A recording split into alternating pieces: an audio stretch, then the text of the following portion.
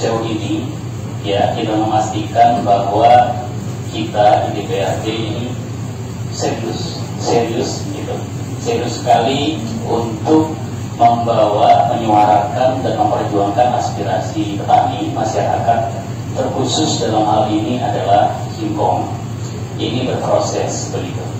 Kita yang hadir di sini ini adalah bagian dari perwakilan seperti itu. Jadi tidak mungkin juga 85 anggota DPR hadir di sini. Yang hadir di sini sudah mewakili unsur-unsur komisi, fraksi seperti itu. Jadi kita yang hadir ini adalah sudah menjadi bagian dari unsur-unsur fraksi yang ada di DPRD Provinsi Lampung.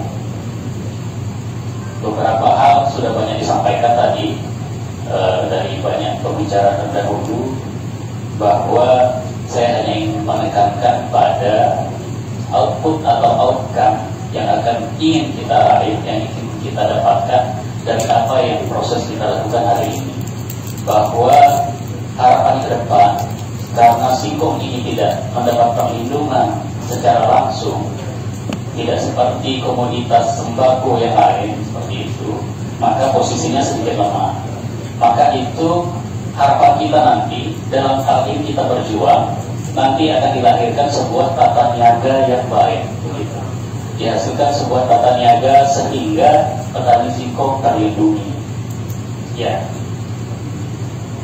Bahwa ada narasi-narasi yang disampaikan oleh pemerintah yang sebenarnya cukup melukai perasaan rakyat, cukup melukai perasaan petani, bahwa jangan sampai kurangi nanam singkong seperti itu, atau tidak mau menjawab pertanyaan media seperti itu. Itu sebenarnya sedikit melukai perasaan rakyat seperti itu. Karena pemerintah itu hadir untuk melindungi, pemerintah itu hadir untuk memberikan kepastian, pemerintah itu hadir untuk memberikan solusi seperti itu. Kita di Provinsi Lampung ini jumlah petaninya kan sampai 64%, gitu. 60%. Kalau dari sisi PAD, ya dari sisi PAD ini sangat menopang dan sangat membantu. Siapapun pemimpin daerah kita, baik itu gubernur, baik itu bupati, ya, kalau petaninya sejahtera, otomatis yang namanya PAD itu meningkat. Maka kita sangat serius bicara kepentingan petani. Karena apa? Komponen pendapatan pemerintah kita itu ada 3 unsur yang tinggi. 1, ya, PPP, BNKB, cukai. Seperti itu. Kalau petani panen, petani pasti beli rokok. Kalau petani panen, petani pasti beli motor. Kalau petani panen, pasti petani bayar pajak. Seperti itu. Jadi kalau ingin mensejahterakan, itu dasarnya. Maka kita berteriak urusan ini.